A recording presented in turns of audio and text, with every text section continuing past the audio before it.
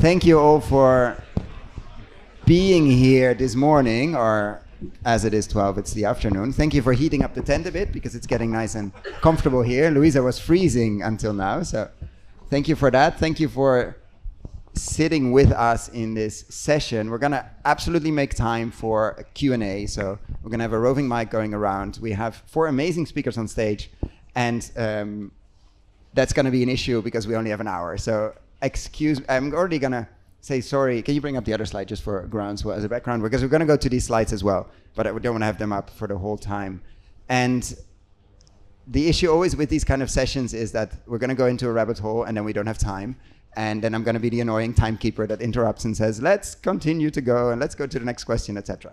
So this is an invitation already to find these people afterwards, spend lunch together, or go deeper and deeper. This is just going to be a teaser, just a small amuse if we stay in chef's world.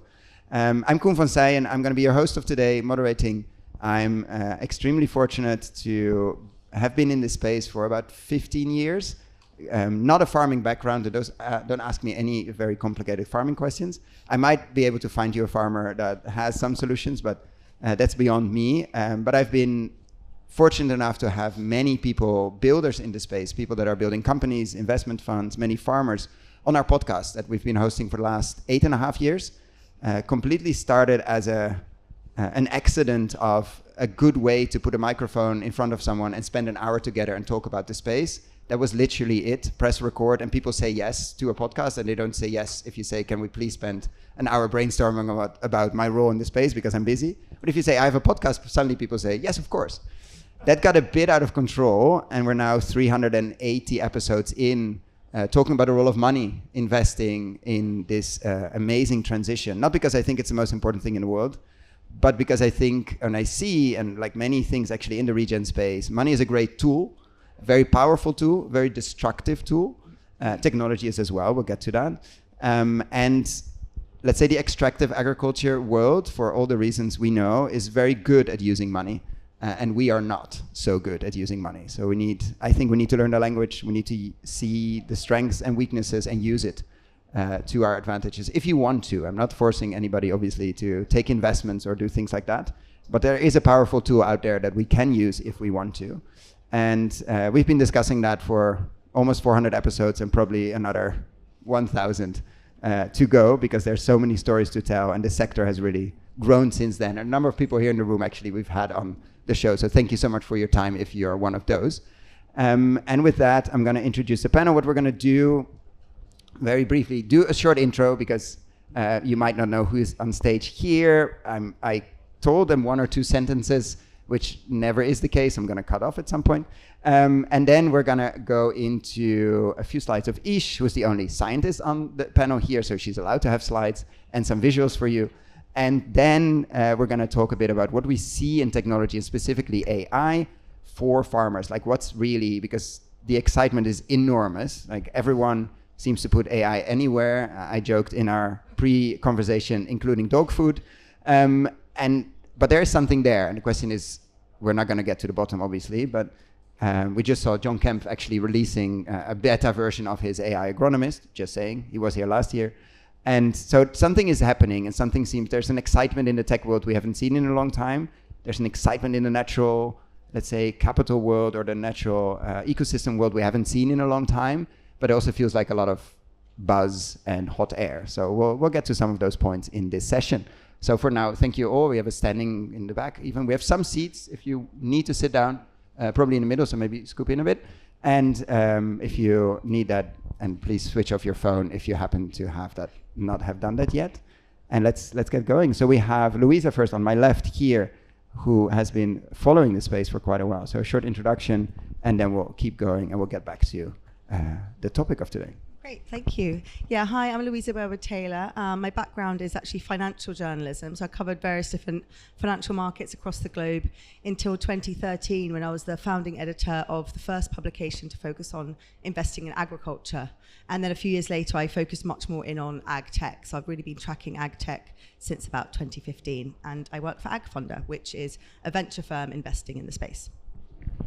Super. And let us know if you can or cannot hear us. We'll speak up. We'll work with the mics. So just wave a bit up. Okay, perfect. So definitely like this. It is not an ice cream, it's a pointy mic, and we'll do it. Thank you. Keep us posted on that.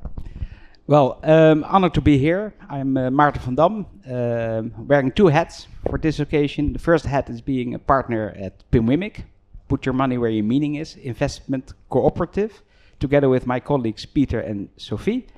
And the other hat, at least it's more like a hat.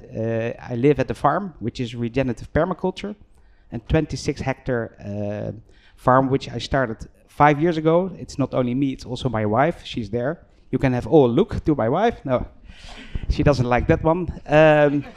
What a surprise. What a surprise. So combining the investment side with the actual farming, and that's what I love to do.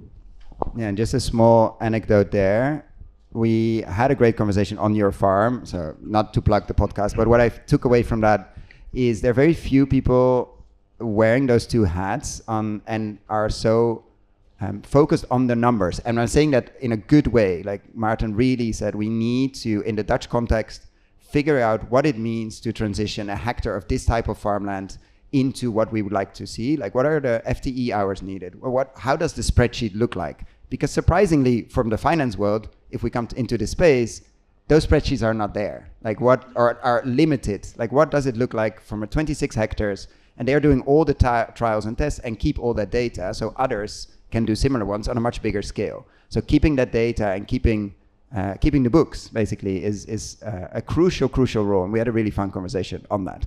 Anyway, our rows have barcodes. So the rows have barcodes. Yeah. Just for so that's all about numbers and numbers and numbers. And it's really fun. And just to iterate that. Ish. Can I have your data? No. Hi everyone, I'm Shadi Wheela. I am the token scientist here. So I'm the research coordinator of Open GeoHub Foundation. We are a not-for-profit independent research foundation. We do a lot of AI, machine learning. I myself I grew up on a permaculture farm, so I'm second generation permaculture. And if my parents still had that land, I would be there, not here. But the world sends you in different directions. So I study what I love instead. Yeah, good. Can I go? Go ahead. Cool. Naeem, Lakhani, I'm managing partner at the First 30 Ventures. We're an early stage tech investor in what we call agri-health, which is the intersection of Speak up a bit, I get a signal. So the intersection of agriculture and health is where we invest. We really believe that population healthcare can be delivered through agriculture, and the whole industry is actually undervalued. So we invest in the innovation to be able to prove and deliver that with data like Ish's data and Maarten's data and AI and technology and tooling that will help us prove that case.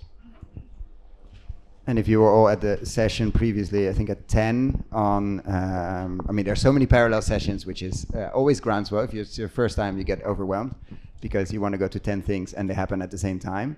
But there's starting to be more attention here as well, obviously on the healthcare or the health side of things. And we had Eric Smith, who we interviewed, Audacious, and there will be a number of sessions around that connection. Healthy soil, healthy produce, healthy gut systems, and healthy people, and obviously healthy ecosystems. And the thesis there, I think, of TFT is like, if you bring the healthcare industry into this, suddenly it's a much bigger pie that we can, and we don't have to look very far, let's see, to see the health crises. If you follow that data, it's incredibly scary what's happening to our population. But I will leave it at that. And Ish has a few, you saw the first one already, a few slides on just to set the stage a bit of what AI and remote sensing is able to do already and what not.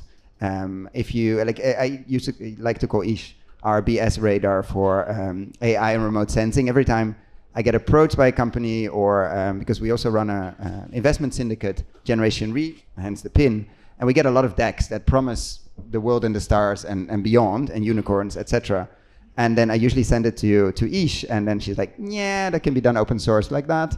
That's already fixed a few years ago. That actually isn't possible, so don't believe that. And this, and this would be my questions. So that's don't all do that with Ish, because then she doesn't have time to do the science. But it's good to have people that have been in here for so long and look at like what actually is possible now. Where's the hype? Where's the excitement? And what can we see with, in this case, the eyes in the skies? So with that, I think you can press the green button and switch to the slides. And there we go. Okay, thanks. You're going to keep me on time, okay? Thank you. Okay, I have visuals because we need to look at pictures. Open GeoHub Foundation is basically a bunch of research scientists out of universities, so academics who said, hey, this is going too slow. We have children. This is essentially our protest to make data available, open, accessible, and without restriction. Okay, so that is our remit. And our mission, essentially, part of it is everyone has a right to know what's happening, right? We don't tell you what to do, but we do our absolute best to make data available, let's say. I'm going to show you a bunch. This is a lot of outputs from our research. Most of our funding is European Union, but then also we're lucky to have philanthropic support out of WRI in the US. So we make a lot of fundamental data sets. What you're looking at is probably the culmination of about 5 people's multi-year efforts to make a layer of information to be able to train machine learning later, right? So we spend a lot of our time just cleaning up data, right? And we're talking remote sensing data. So if it's done well, you don't see our work. Okay, and why do we do that? Because then we can make things like this out of it. So I did my best to sort of translate this. This is a measure of how much light your plants are eating, okay? And it is from the year 2000 to current. So we've been going back through the archive, mostly Landsat, and trying to process all the information and data to get it to today to have a back catalog. So about 2000 is it. It's 30 meters resolution. Oh, this one is a bit coarser. This is slightly coarser. Most of it's 30 meter resolution.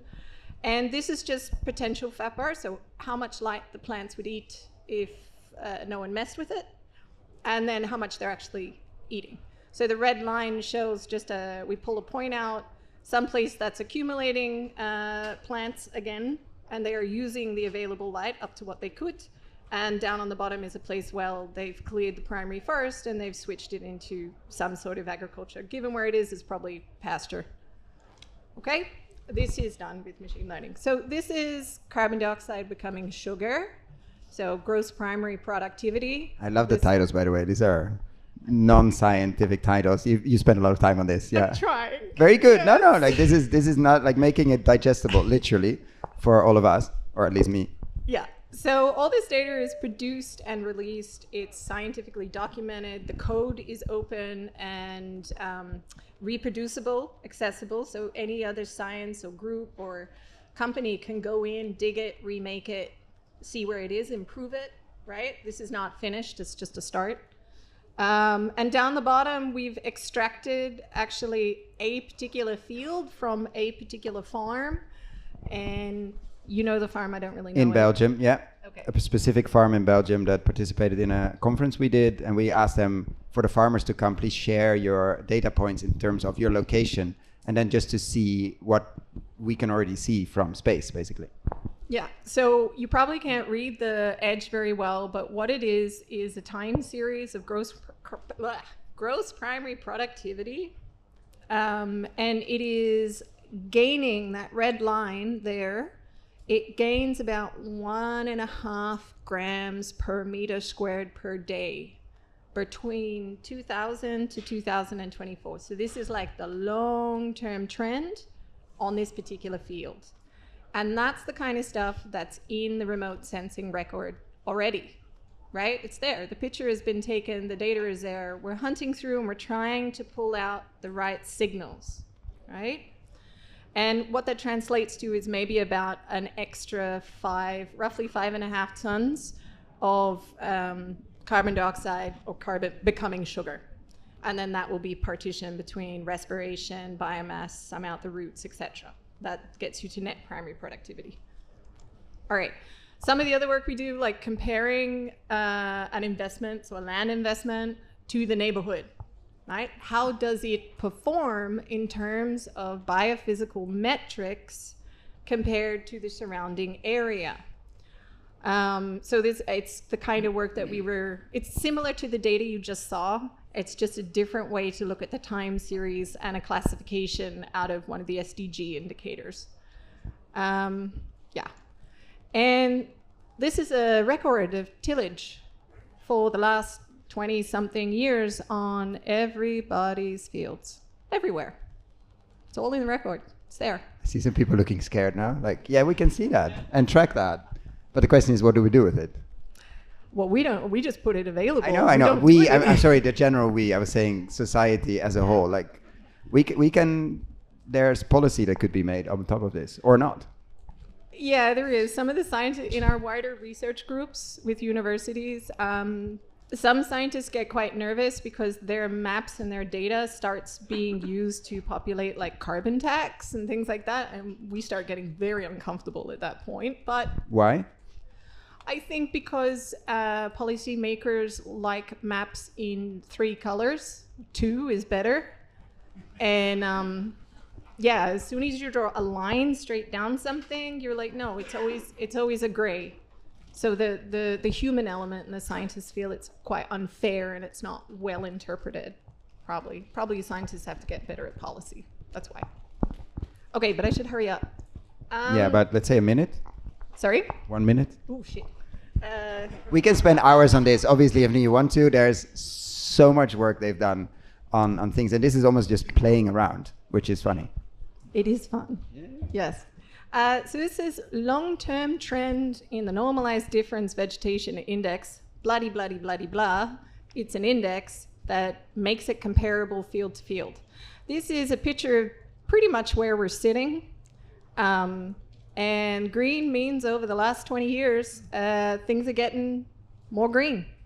And brown means it's getting more brown. And this is a time series. So we're looking over, like for environment, you have to look over decades. This like 3 months, oh, let's report for the quarter or for the year. You all know it's not enough time, right? The environment moves at the pace it moves. So, and the red lines, you should be aware of this. That is a field delineation made by Planet Labs, and it's everywhere. And it's now open and available. So whether you give them your fields or not, they're there. We don't really know whose fields are what. Changes country to country, whether you can get information per field. But you know, it's there. And it's also online if you want to go and have a look yourself. Also a bunch, we can track how the height of plants are changing. We like calling it space lasers. Because it sounds cool, yeah. Yes. It's the ICESat monitoring. It's actually designed to monitor ice change, but we worked out that we could use it to monitor. You're seeing the loss of the Amazon now, and the orange color is actually regrowth there, also in those areas. And so this is actually being used for tracking woody weed invasion and like trying to monitor the shorter landscape, because all the effort has gone to forests. Big tall stuff, but everything below 10 meters had nothing. So, and all right, I'm gonna hurry. You said 1 minute, I'm hurrying up, I'm sorry. We can also predict when we combine with points on the ground, so information from this point here, like a soil sample, or in this case, pollen data from 6,000 years ago, and we were trying to reconstruct what environment was in that place. Right? So we do it. This is like a Spanish, Portuguese type of environment, this warm, temperate, evergreen and mixed forest. And then we put the climate change predictions on it, and we say, hey, it's becoming French.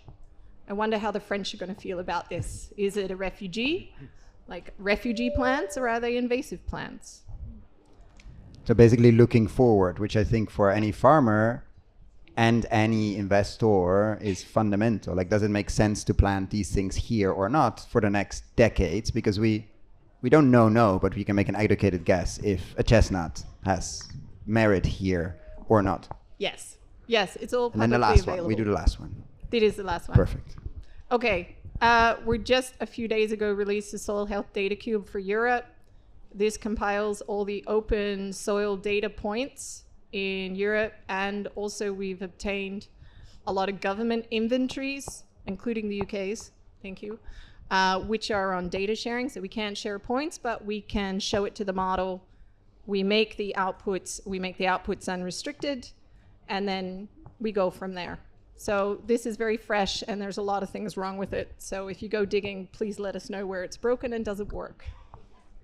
Thank you for that deep dive, shallow deep dive. I don't know how to call it, but absolutely fascinating. I think we need to have Ish back next year for a 2-hour session or something like that, and to play with this as well, because this is so powerful, and it's there, and it's going to develop. Like next year will look completely different.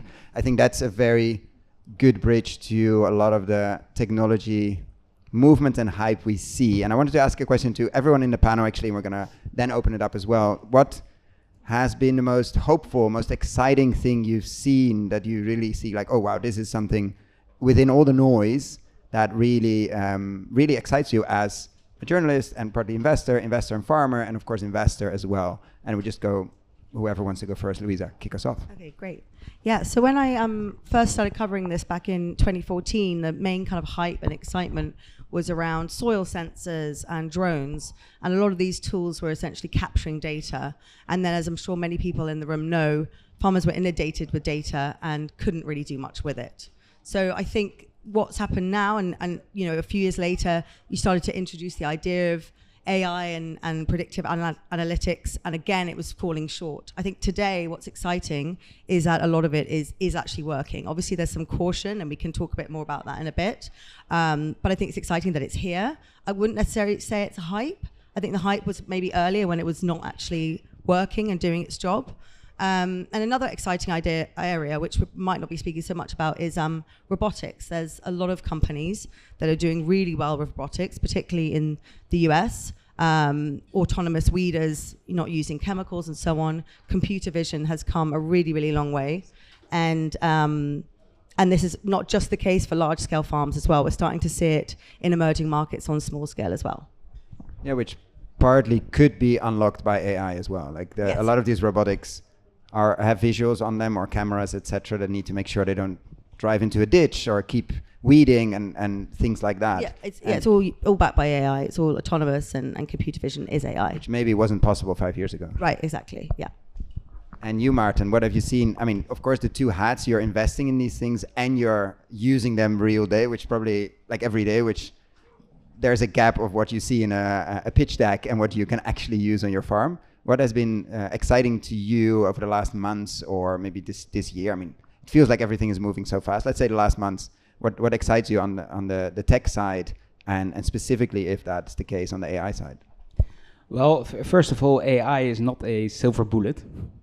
So that's not so Okay, very we all go exciting. home, yeah. But on the other hand, it's very much needed. So if you go from data to actionable data, I think AI is a bridge between the two. And we invested in about 20 companies, and I'm excited of each and every one, every company, of course. And especially where it really results into an action which can be done by a farmer. So if we take, for example, Rootwave, which is a UK company, they have... Which one? Rootwave. Rootwave, Yeah. okay. For the people in the back. Electrocuting weeds. But first of all, you need to recognize weeds. And with that, you need a lot of data and image recognition to do so. Otherwise, you just electrocute the wrong ones. So that's very exciting that they really found a way to become more relevant in the agriculture space. And have you seen that change in the last, 18 months or 2 years where in the DEX or in the companies you already invested in that suddenly things are possible that weren't before?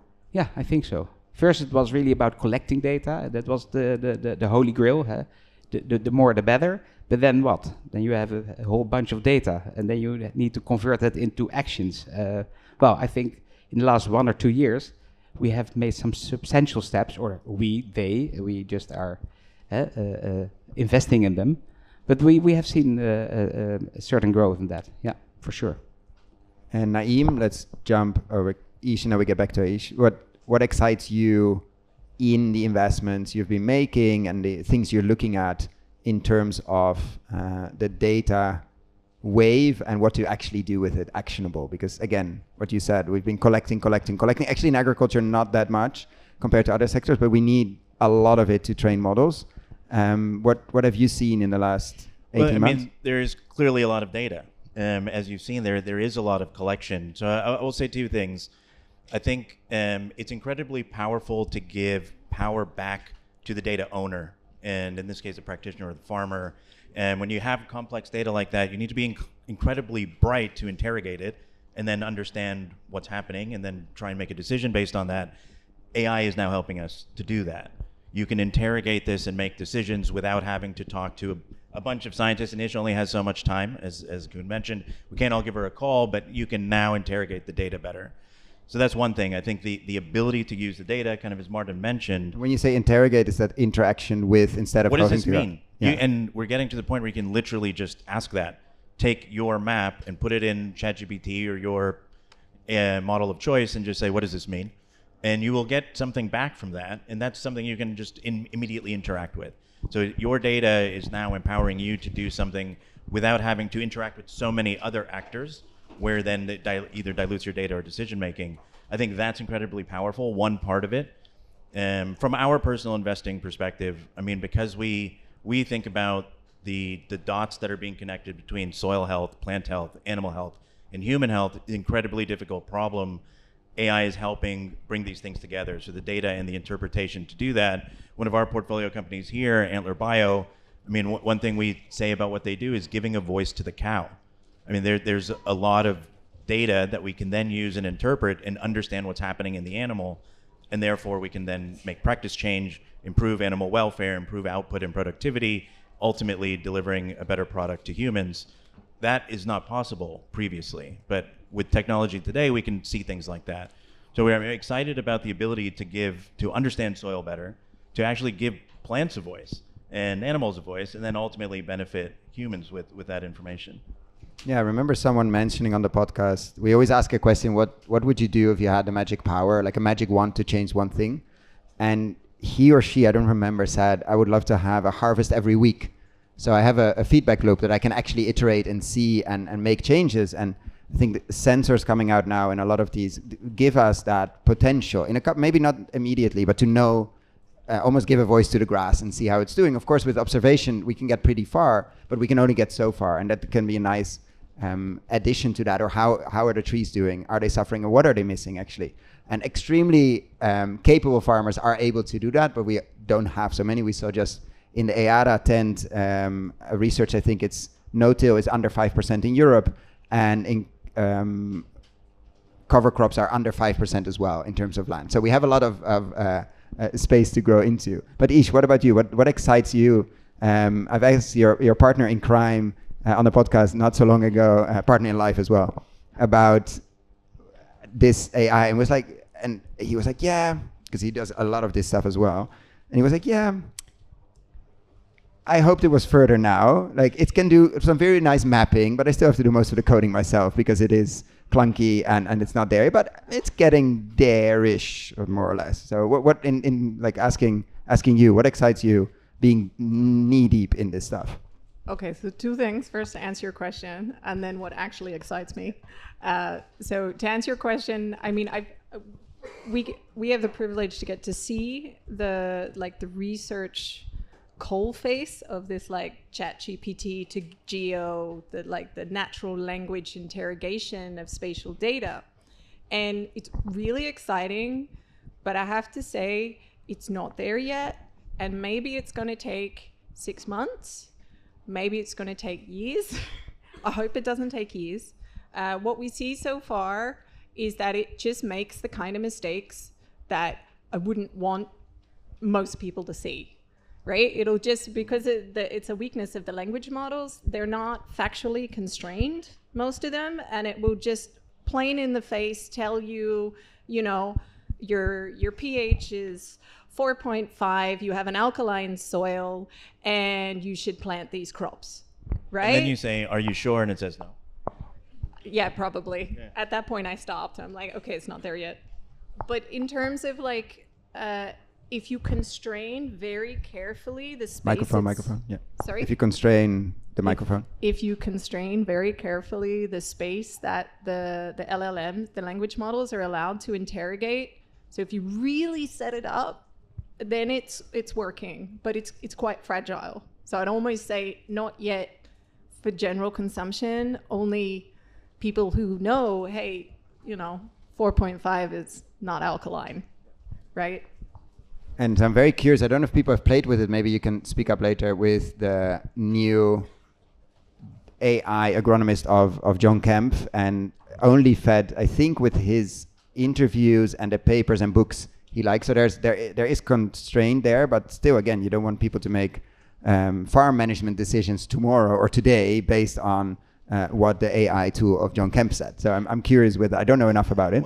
Well, I would say that it's a good point on fully automating things. Like, the purpose of all of this stuff is not to remove the human from the loop. You still need to be a practitioner. You still need to know what you're doing, and not just say, okay, just automate all of this process. And we've found in all forms of technology, not only in this industry, when you try and do that, it doesn't work. Exactly to your point. So it's not that you can have a bad farmer then just become incredible all of a sudden, or just start ignoring their data. They have to be on top of the data, but you have a better chance to interrogate it. But yes, definitely, it's just not about full automation, because as soon as you remove the human from the loop, you're going to make a lot of mistakes. Go ahead. I'll just add that I think something like John Kemp's digital twin is also helpful for people coming into the industry. You know, we have a lot of older farmers. We want more young people coming in across the world, and the labour shortage and so on. So I think tools like that can be really helpful for that education. It feels like we're sort of naturally going to what we're not happy about, or what we find. I called it in the prep. What is funny or interesting? We all see a lot of decks and press releases and presentations of companies and other people out there. What is striking, or what scares you as well in this in this journey at the moment? What are you disappointed about or disillusioned? Like, that's absolutely not possible, or it sounds really fun to put AI in a robo mower, but that goes horribly wrong. Like, what have you seen in terms of the other side of the spectrum, let's say, on the more disappointing side? You first? Oh, Maarten was really fast. Yeah, really fast. I know something. I'm so disappointed. No. No, the disappointment side. I'm always on the positive side, so it's a bit hard to answer that question. But if I need to, I think I'm disappointed in who's paying for the data. So if you're able to collect data, that's a start. If you're able to work with the data and come up with with actions, that's a second part.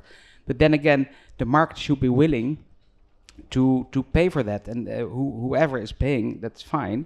And now we are struggling, or a lot of companies are struggling, actually, to find the right business model and find the right consumers or users, and say, well, these data has some value, and you have to pay for it, and not so much because paying is the highest in life, but just to make it work. And we see a lot of initiatives just dying because nobody cares or take it for granted, and well, I think that frustrates us as an investment team quite a lot. I would just add, I think it's still a long way to go. There's still a lot of hallucinations, so a lot of inaccurate information. Hallucination is probably the perfect word there. Hallucination. Yeah. Anybody that's played with any of the tools, and if you haven't, I would push you to spend 10 minutes a day just playing. It will make you, I'm not going to say smarter, but definitely more informed. Right. But hallucinations are everywhere, yeah. And I think relating to stuff like soil carbon, which I'm sure each can reflect on more, there can be some really big inaccuracies, and if people are being paid based off of that, then that's a problem. You want me to reflect on soil carbon? Uh-oh. Okay, the Q&A is scrapped, people. Yeah, like Isha has some strong opinions on soil carbon measurements. It's my specialty. So to have strong opinions or soil carbon? Both. Both. Go ahead. Okay, short, strong opinions. Okay, short. Look, I think I asked the tech guy, thank you to put this up, because, and this connects, what excites me is information is not wisdom, it's not decisions. It's what excites me is how do we get the people who actually know what they're doing to be able to use the tools to get faster feedback on what they're doing, to be able to prove what they've already done, right? How do we find, well, do they wish to be found? Those who have already transitioned into regen are there, who are the ones who are the teachers for everybody else. Would they be willing to say, I'm here, this is my story, here's my data history, and then actually use it to prove their own narrative. Because Western modernity loves satellites, we love data, we love the machine. Oh, please, machine, tell us what to do. But in reality, we only really have each other. So that's the bit that excites me, and especially for carbon, because I think that, you know, measuring and monitoring, great, wonderful. I spend a huge amount of my time in that, but still, as a practitioner, you got to know how to farm so that you get the carbon building up as a confirmation of your performance. It doesn't come at the beginning, it comes following your action. So that trying to work out how the technology and the people can serve each other, how the technology can serve the people is a better way, that excites me. And then what doesn't excite you? Very large corporations taking all your information. That doesn't excite me. Because, you know, we make a lot of data, we make it open and unrestricted on purpose.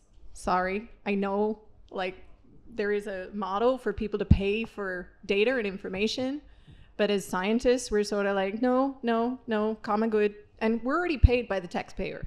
Because right? most of these satellites are paid by us or NASA, meaning Yes. all of our tax money has paid for this. Yes. And we love it when startups build on top of it. It's great because, and so does the European Commission. They're like, oh, finally, business on our taxpayer dollar, like working business. But yeah, what doesn't excite me is the commodification of knowledge. I like if we are, you know, paying for something is fine as long as you are getting a return, not that you have to pay for it to access it in general. Does that make sense? I'm not an investor, if you can't tell. Clearly. Yeah. It makes sense. But it's like, if it's so useful and you're making it so useful to you that you're happy to open your wallet and go, there's my money, that works. That's the thing. So what doesn't excite me is the closing of the information and the closing of data sets. However, having said that, we do work with restricted data sets already. We have agreements on pain of large fines if those point data sets, particularly carbon, those inventories, get released. And companies are the same. They're happy to give it to us, but they don't want their competitors to see it. So basically, they're happy for you to train the model without sharing the underlying data set publicly. Okay, just to be clear. And Naeem, what doesn't excite you in this space, or what funny or non-funny stories do you have on the living this wave or hype? Yeah, I'll get into the not excite, but I want to build on one of Vish's points on information and wisdom briefly. I think it is dangerous for us to think that this is just going to give us the power to be actors because we're better than nature at doing stuff. A lot of the value, the wisdom, is actually also what we call ancient intelligence. Is the planet's done 4.5 billion years of R&D. We're actually just figuring out how things work so we can replicate that and work with nature, as opposed to just saying, I figured out a way to do this the human way, and that's going to work. And then, so I think one of the things that might be scary is applying the things that we think we've learned universally or broadly in the wrong context.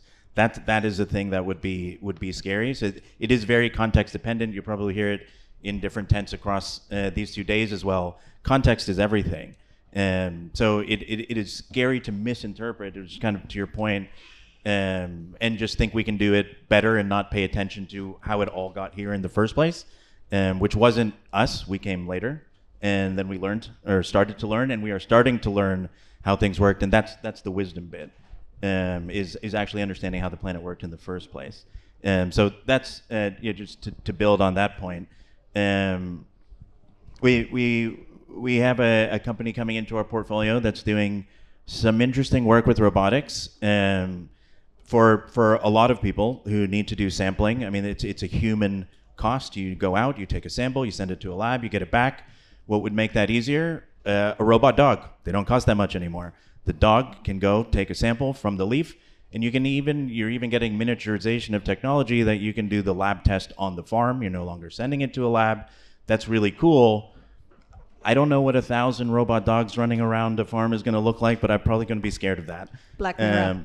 But aside from that, I'm just going to be gave some really hopeful about the data we get as a result. You gave some people nightmares here. Yeah, good luck with that.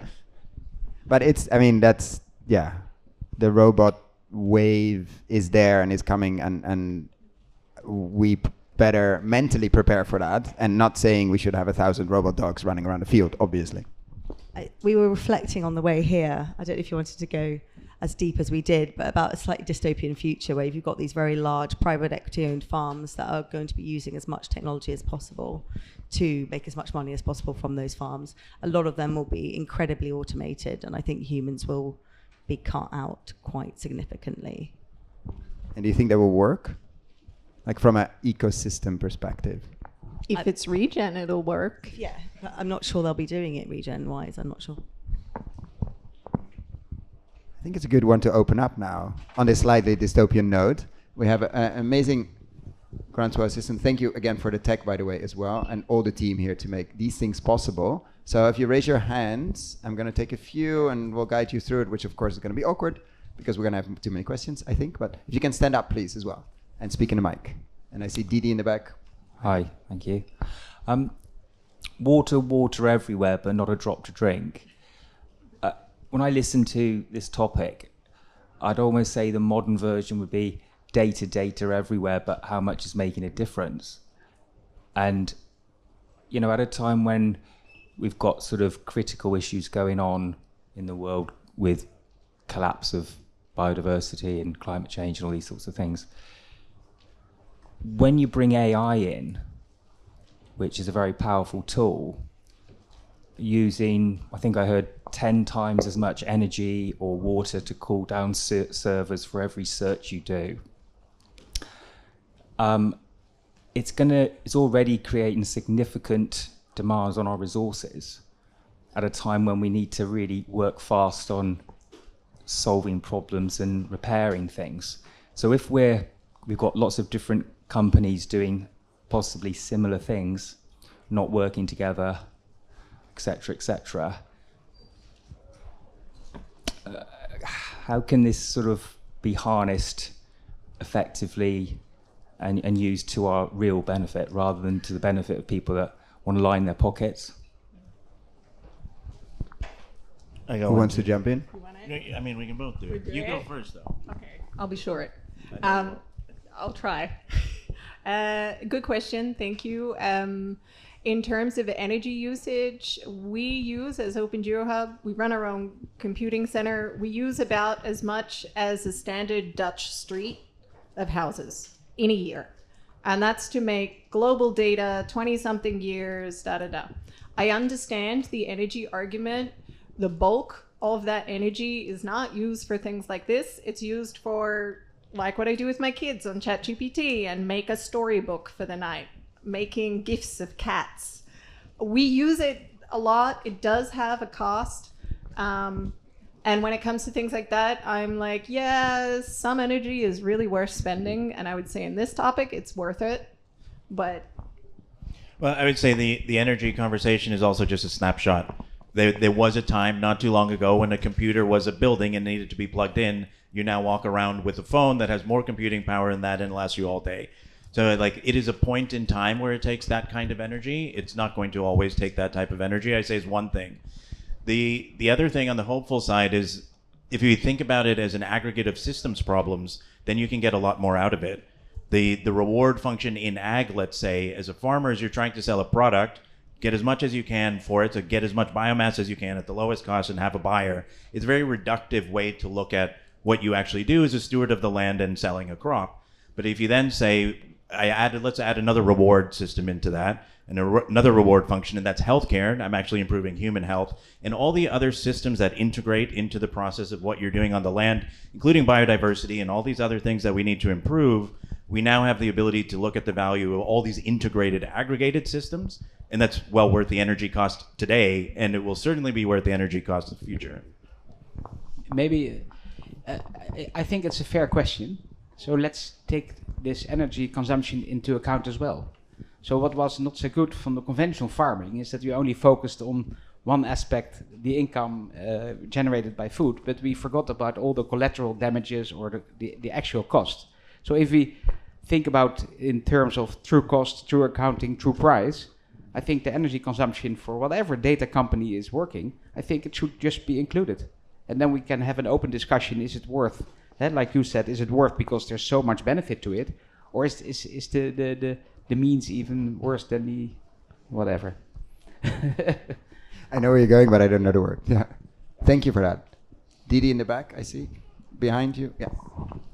Thanks. And I came in a little bit late, so I may have missed some important things. But the story of the robot dogs makes me think about the idea that, or the truth that dogs can be trained in a matter of weeks to detect cancer and all kinds of other things, or wasps can be trained to detect bombs, etc., with their senses, and that there are these resources in our living systems that we're kind of losing track of, and at the same time there's now a lot of research out showing that when we use Google Maps or whatever, that we are literally losing our brain function. So I encourage you to, I'm sure you also make up fabulous stories for your children, but I encourage all of us to not rely on those systems for that. And I guess I'd love to hear you talk about what, not how can we use it. I'm not opposed to it per se, but what's that intersection between really trying to remember those senses that we are very actively losing, and how maybe that intersects with this, and how do we bring not lose as we're gaining something. I think Isha's got a line on the top of her slide here that AI is a tool and love it as you love a shovel. So ensuring that it is used as a tool and not as sort of the guiding light of everything. Trust your gut as well. Yeah, we had a conversation on the podcast, which went out yesterday actually. There's a lot of work happening on SDD knows really well, on the Indian subcontinent, on training many farmers in regenerative agriculture, and they moved a lot of those training to WhatsApp because it's the help group. They said it takes about a year plus for the soil to start to recover, but the mind of the farmer takes about, the real estate, as Gabe Brown likes to say, it takes about 3 years before they're observing again, before they are able to really farm as they want to farm, and they need hands-on help those first years, especially the first time something goes wrong, when there's a pest, etc. They need immediate support. WhatsApp is ideal for that, not for everyone. And they were discussing there, because they have 24/7 people responding, and they were discussing AI there as like a tool, like should we start? And there's a big debate in that team. They train over 10,000 farmers a year. This is one of the smaller organizations, but big to anything we've seen here. And they were debating. They haven't decided yet, because they're obviously pros to start saying, okay, we see a lot of the same questions. Can we just automate it quicker? And there are cons of, but then we lose the really good agronomist that is answering currently on the spot immediately or semi-immediately to these questions. So there is that, and if we just fully automated them, do we lose the amazing agronomists in that? Or is there a limitation of how many amazing agronomists there are and how fast we can answer if we go to, because the current goal of the Indian government is to make natural farming their farming method, which means training probably about 1 million farmers a year or more. And so how do you play with that, or what's the tension with it's not a question here, but just a statement. How do you dance with that tension? I think is going to be the next years. Amazing, powerful tool, but let's not use, because nobody knows how to read a map anymore, and all the London taxi drivers also lost their ability to drive around because we have Google Maps. And I think there's just a paper came out of people using ChatGPT and others to write significantly impacts your brain function, not in a good way. So just be aware of that. Any other comments, or do we go maybe a bit in front here? I'm gonna make, where's the mic? There, sorry. In front. All the way in front, maybe. I'm not ignoring the other hands, I'm just trying to weave it through. Thank you. I wanted to ask, because quite a few on stage obviously see thousands of startups a year that have, some of them been around for, 5 to 10 years and didn't have AI as a foundation and have suddenly started including it in their pitch decks as a marketing tool. Do you think the companies in agtech that are founding themselves today with AI as a base and a foundation for their expertise have a better or stronger advantage to the companies that have been around for longer? Such a good question. Did they put the AI on the slide just to be fun? Or Yeah, I mean, we've seen so many companies doing that, and they're essentially adding on a bit of ChatGPT so you can speak with whatever they've created. When our investment team looks at companies, they're really looking at the quality of the engineers on that team and whether they're doing something novel with AI, whether they're creating their own models or adjusting others in a significant way. So I think you really, as an investor, you really need to make sure you have that AI knowledge internally as well. We have an engineer on our team, and one of our partners has done computational biology and AI and whatever it is. They can really dig in and find out if there's actually some truth to that AI capability or whether it's just an add-on. But yeah, it is tough. I would just say, I'm a tech entrepreneur. That's my background before I became an investor. So similar, you need the filter, but it's always been there. It happens to be AI today, but it's a thing in the industry we call buzzword bingo. Every deck is going to have a series of buzzwords, and the more they are, probably the less valuable those buzzwords are to that company. And it doesn't matter if you say AI if you can't tell me why it's useful that you have it. And I think that's the primary question to ask. Is it actually delivering any value for your business model, or is it just in your deck? And a lot of times it is just in the deck. And I'd say a couple of years ago, people were just adding carbon in the same way. Yeah, and in the impact investing world, we suddenly saw the SDGs, of course, popping up everywhere. There were these beautiful colored tiles, and suddenly every slide, every traditional agriculture investment firm was suddenly looking after water because they were measuring it, not because they actually were doing something in the soil. I see just behind you and next to you, we got those two, and then we'll move around. Hi, I'm Alex. I have a very practical question because personally I have no farming background. I'm working for a farming company, uses produce in an organic world. That's not the topic. I feel a little bit, what is a vision of AI and where can we use it? And I'm missing that a little bit. Example, one end is I can use AI to get the most of the field, best cost, sell it the best way, yields, everything that. Or can I use AI or should I use AI? Then the question is where the investment goes. To say, I use it to put the right plants in the right place to attract the right insects for the parasites and all that stuff and make it a biological round again. And actually how we should farm and how it should work, that the ecosystem works. Where is investment going? Is it going to get more for the money for the buck? Or is it for, do we get in balance again? And where do you see the investments actually flowing? The both. Let's hope for the latter one. That's the real one, and the other one is also there. And I think we should just concentrate on the latter one and make sure that enough investment money is flowing into that direction, which is already hard enough. But of course, the other side is also there, which is not per se negative. It's optimizing, and maybe it's in a transition towards real regenerative farming. It's a nice way because you can't expect people going from black to white in one day. So if there's some steps in between, well, perfectly fine. I mean, I would say that in the beginning, it was all around precision agriculture, which is the former, increasing yield. And now there's a movement to more regenerative type systems. But I think investors often see them as being much more niche. So it depends what kind of investors you have that are looking at them. Yeah, and if you want to dive deeper into it, then we get to Naeem. I think the three horizon model, if you're interested in systems change, is a nice way to put it or build it. Like you have Horizon 3, which is definitely the new paradigm, which probably is a minority if you look at investments flow. Maybe it's 80-20, maybe 90-10.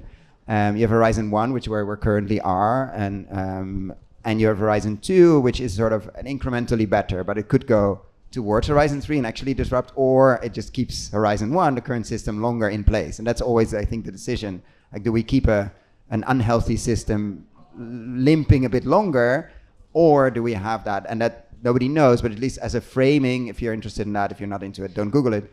But the Three Horizons is one of many system change frameworks, just to give a bit of slightly clarity there. And then Naeem wanted to say something. Yeah, I just wanted to add that it's not a binary proposition. And it's not a this or that necessarily either, because when you solve for the balance as well, more insects are going to improve your pollination. They may also be integrated pest management and solve for pests, and it's going to have better soil. And you're going to have a better output on your product anyway.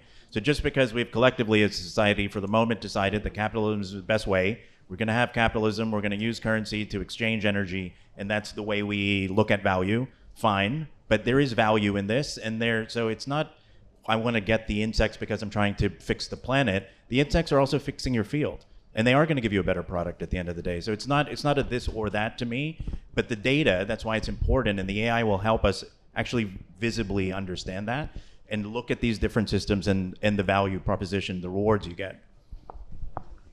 And then I think we have time for one question there. Perfect.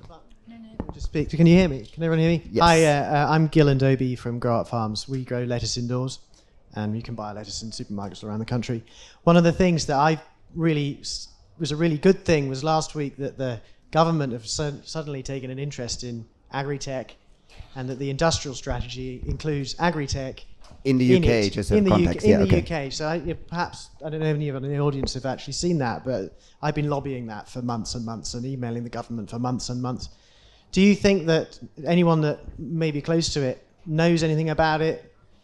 Do you think it's going to make a difference? And anyone in the audience who is doing anything with AI, I'm trying to build a club of British AI users so that we can go back to the government and say, hey, look, we can use what you're trying to help us with, and then we can actually do something good rather than it being driven entirely by profit. There was a question in there. Does anybody on stage know more on the UK? I don't really know that much. I know that they've opened up a far more grant funding across a few different strategies within the industrial strategy, and I think agri-tech is within two different sectors within that. So it's more than they've ever done before, and so it's exciting for startups in our portfolio. We can show them where they can access that grant funding, but the impact remains to be seen. They've made various different announcements around ag-tech in the past, but hopefully this one's more positive. I think we have one short one possible. I saw a hand up there. I will leave it to our lovely assistant of today. Thank you so much for choosing. Thanks very much. Kees Felix. Just a really brief question. Can you plug a company that does in-field sap analysis, optical perhaps? Could really use it. If we know a company that does in-field sap analysis. I see a hand going up there. Okay, fixed. Probably. Perfect. That guy. That was short. Thank you very much for that. Then It's a setup. it's not a setup. I hope. In the back, I think we got one last question just to round off. It doesn't work. Okay, fight over lunch later, or drinks. Hi, Sam Jewell. I'm a podcaster and author from Australia. Just back on your question about wisdom and information, you don't really talk much about the metaphysical, and I was curious to know, whether you had done any measurements of some, for instance, the Hegartys in Western Australia do 40,000 hectares, and the comparative analysis of some of the metrics that you're using against regenerative, organic, conventional, in terms of some of those positive metrics that you're looking at, because they're using the metaphysical, which is where AI will have no impact. If you do understand what I'm saying by metaphysical? I missed part of it. If Okay. you could make it short and ask again a little bit louder. Okay, so I'm actually talking about the metaphysical, which is the farmer and their ability to energetically influence the land, which is something AI and machines can't do. And if you had done any measurements comparatively of land, of those different styles, to see what metrics were there. Yay, Aussies. I know what you're All the way talking from about. Australia. It's amazing. Yeah, go ahead. Thank you. I know what you're talking about, right? And this is also why we put this quote up, because it's like AI is not going to fix this for you at all. And I think that one of the reasons I went into science and I went, okay, I'm going to do soil carbon, was because as many years ago in Australia, we had our carbon farming moment, and my work was setting that up. And the reason I did it was because I knew that for a grower to increase their soil carbon, they would have to be regen anyway. Whether they call it that or not, I'm like, it's the only way I know that it works. And I went the full circuit of permaculture all the way through science, like hardcore. I went to Sydney University. It's like sandstone.